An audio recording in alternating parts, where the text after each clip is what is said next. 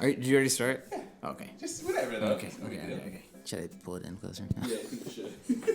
Just like put it in his mouth while he's talking. Open up.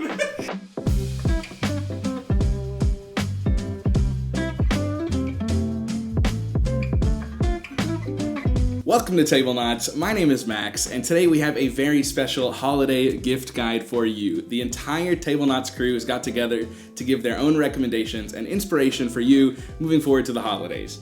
For our first category, this is a game for partners or couples who don't mind a bit of confrontation. I actually have two recommendations for you, and the first one is going to be Radlands by Roxley. Not only does this fit in a stocking, but it's a great game as well. This is what we would refer to as a lane battler, where you're playing cards across 3 different lanes with the ultimate goal of winning those lanes and crushing your opponent. Obviously, it's a dueling game, so there's gonna be some confrontation, some head-to-head, some back and forth, and if you don't like that, this game's not gonna be for you. But if you're okay with a bit of meanness and stopping what your opponent wants to do and taking control of their lanes, then this is a beautiful production and an excellent game and an excellent price point. One you might not have heard of unless you've been following the channel for quite some time.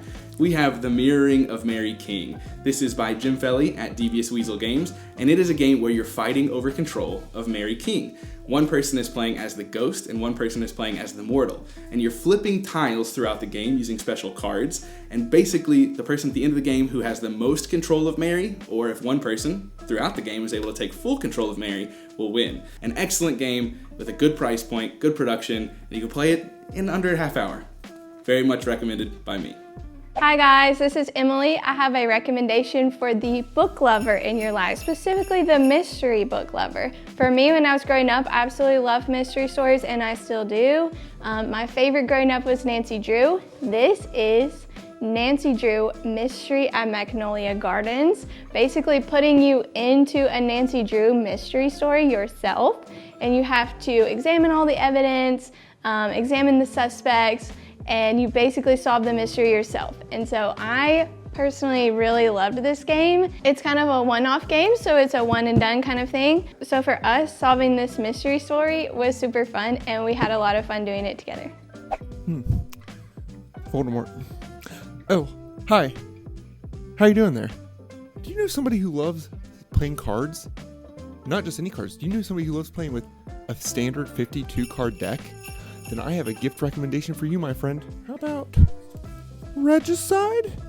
Regicide can be played with a 52 card deck, any deck that you can find. So you can buy one for cheap for $3 or $4, or you can go out and buy the actual Regicide game for $15, still super cheap. Nice little stocking stuffer. This is a cooperative game where you are facing off against all the face cards, trying to beat them. It's very, very tough and very, very fun. Hold on, I'm getting a call. Hello? No, that's too good of a deal. Okay. All right, I'll tell him. All right, I just got a call that I can give you a second recommendation for that person who loves a 52 card deck. And may I suggest Skull King? Now, Skull King cannot be played with a 52 card deck, can it, Mel? Skull King is its own game, but it is based on several trick-taking games like Spades, Hearts, and Euchre, where you're just trying to win tricks and you have to bid how many tricks you're going to win. It is super duper fun. So if you know somebody who loves a 52 card deck, may I suggest Regicide and Skull King. All right, Kenny, when I give you the signal, you're going to... Yes, when I give you the signal though, okay? Okay. Hey guys, welcome to Tablenauts. I'm Doolin, and this is our holiday gift guide for the year 2022. And I want to start things off by getting us in the mood. So for you couples out there, I have a game for you that I would like to recommend. Now, Kenny. Decorum. Decorum is this great game where you can yell at each other about your likes, your dislikes, about how you would like to decorate a home. I've enjoyed this game. I played with Jazz before, and I've also played with Emily, and I every single time think it's hilarious as people yell, "I don't like that," or "Yeah, I'm okay with that." All the way up until we finally decide, yeah, we're all good with this, and we actually pass the level, or we all fail horribly. I would recommend this for anybody who is okay with the idea of getting mad around the table, but in a silly way. I recommend this game for anybody who's good with cooperative games and who isn't going to quarterback the whole time. And in reality, I don't think you can in this game. So if you have a problem with that, with a person in your group or maybe your couple, this could eliminate that because they have no idea what your rules are and you have no idea what their rules are. So that is Decorum. And thank you, Kenny, for trying. Have you played Candyland 1,000 times with your kids and you're just super sick of it? Well, I've got a couple game recommendations for you that'll help you break up the monotony. The first one is Dragomino by Bruno Cathala, which is a tile-laying game kind of in the similar vein as King Domino, where you're just basically grabbing a tile, matching up colors, and trying to score points. It's a really good game for kids 4 and up because it allows them to work on their pattern recognition and shape laying patterns. I don't know. I'm not a teacher. But Dragon was a lot of fun and is a good way to spend time with your kids. Another great game I really do enjoy is Sticky Cthulhu. And this one isn't really strictly a kid's game. I think this would actually be generally fun with a group of adults. But you're basically putting out tiles onto the table and grabbing these giant sticky hand tentacles. You're trying to all at once put the tentacles on the table, grab the tiles that you need, and it's a lot of silly fun. You'll probably do house rule it a bit if you're playing with younger kids, but it's still, kids are drawn to the things, and just like kind of like you got in the old 25-cent coin machines. So Sticky Cthulhu, a lot of fun. Are you looking for a game for the cat lover in your life? Well, here's one that I recently discovered. Number one thing we know about cats is they are pretty antisocial, so I'm talking about a game with a player count that isn't too high, let's say 5 or less. Number 2, we know that cats value their own time over many other things. So I'm talking about a game that doesn't take too long and is guaranteed to end at a certain point, doesn't go on forever. Number 3, cats are pretty cunning, so I wanted to pick a game that is pretty thinky. Number 4, cats have a bit of an evil streak, so I wanted a game where you can kind of screw people over just a little bit. Number 5, I think that cats are appreciated by some nerdy people and they're a little nerdy themselves, so I picked a game with kind of a nerdy theme. Number 6, cats are the greatest pet, and this game has some really great components. And finally, number 7, cats are super cute, and this game includes lots of cat art. So my choice for the cat lover in your life is Cat in a Box. Oh, hey, it's me from before. I have another suggestion for you. It's in this paper. Do you know somebody who loves Marvel Snap? Sure you do, because you're young and you have friends. So let me tell you a game to get them for Christmas that will get them looking from up from their phone. May I suggest Air, Land, and Sea, which is essentially Marvel Snap, but doable for a card game. Because if you're playing Marvel Snap and you get, I don't know, Devil Dino and he's adding strength everywhere, you can't just, what are you going to do? Put dice on it? No, not possible.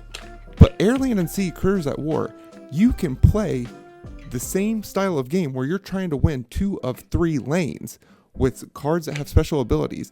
It's super quick, it's super fun, and if you know somebody who loves Marvel Snap, I highly suggest getting Air, Land, and Sea, Critters at War. So if you have someone in your life who really loves board games and has a lot of them, the one thing I would recommend not getting them is more board games. I would say look into things that are adjacent to board games that can help enrich the time they actually are sitting at the table playing games. So I'd look at stuff like these little game tray bit boxes that help them organize things. You can basically they work with any game. You can throw like bits, coins, anything in there to help organize a game, which is something I think board gamers love doing. You can look into actually purchasing like foam core or 3D printed inserts for their favorite games just to get it on the table easier.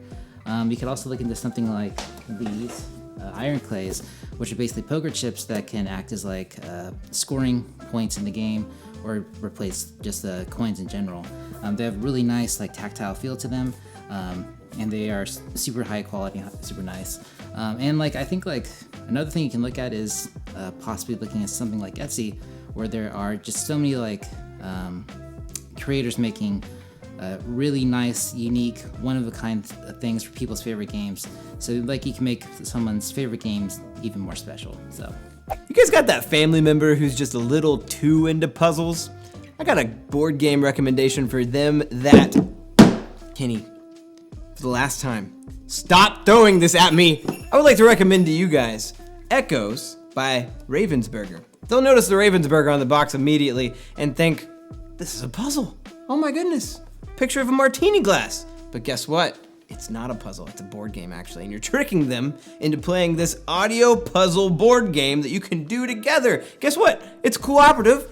It's basically a puzzle because you're still putting together stuff, but it's just all audio based. You need a phone. I got this for free from Ravensburger's booth at Gen Con, and it actually blew me away with how fun it was to play with Emily, and we got it done in one evening, and then we were done with it, and I'm gonna pass this on to somebody who I know in my family likes puzzles just a little too much. But if that's not enough, I also have another game called Acropolis that I absolutely love. And this one is more like a puzzle, an actual puzzle, not an audio puzzle. This one is a competitive puzzle. So if you're a puzzle lover who's watching this, just think of this as your way of beating everyone else at putting the puzzle together the best way. This is also 3D, where you're gonna be not only stacking out, but you're gonna be stacking up, and that's gonna score you extra points. And if you've ever put together a 3D puzzle, it's frustrating, but a lot of fun as well. So those are my 2 board game recommendations for the puzzle lover in your life. Kenny, you're fired. Hey guys, this is Emily again. I have a gift for someone who loves pattern building games. In our family, that's me. I love drafting, pattern building, tile placement. This game has it all. So for us, that is That Old Wallpaper.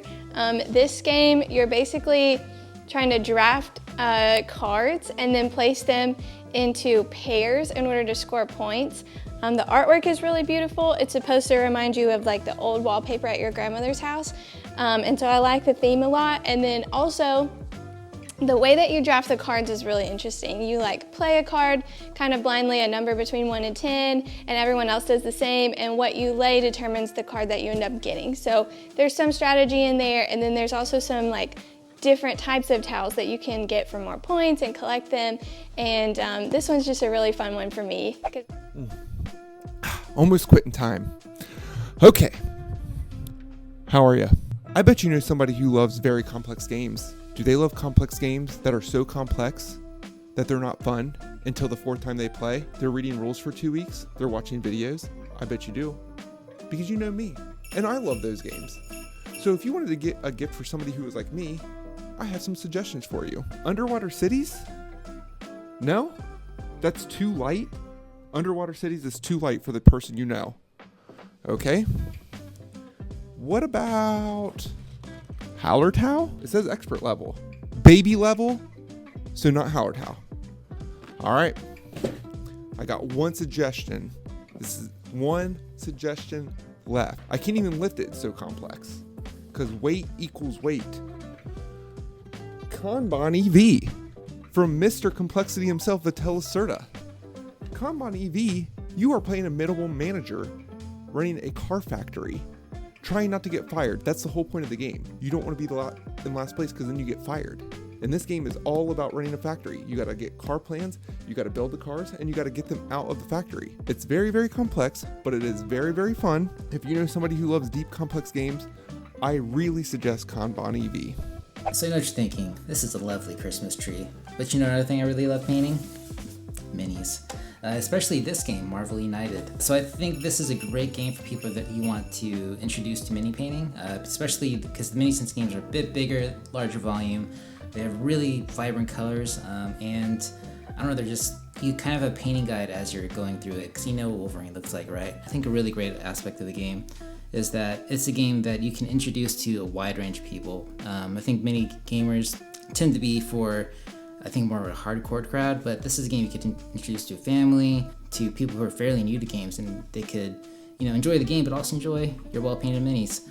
So yeah, that's Marvel United X-Men. Welcome back to the Tablenauts Holiday Gift Guide. Today I'm joined by my friend and partner, Draco. He's here to help me introduce another couple of game recommendations for you, and I'm titling this For the Socialites. These are the games that are gonna play with a number of different people, probably like 5 minimum, all the way up to 20. Yes, 20. It gets wild in here, but if you're a social person, you like to party, you like the charades, then I have got the games for you, and we are running a special today. It is buy one, get one. Yes, that's right.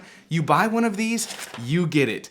Starting off with Monikers. This is a lovely party game, my favorite party game of all time. It is played over 3 different rounds, and you play with the same deck of cards every single round. The first round, you're allowed to say whatever you want, anything you want at all to get them to guess the card. You just can't say the title. The second round, you are allowed to say one single word. That's right. So if the clue was Frosty, you could say snowman, but you can't say the snowman who magically turned into an animated object and was able to sing songs, and it's a Disney, well, not even Disney, but it's a classic Christmas movie. You can't say that, but you could say snowman or top hat or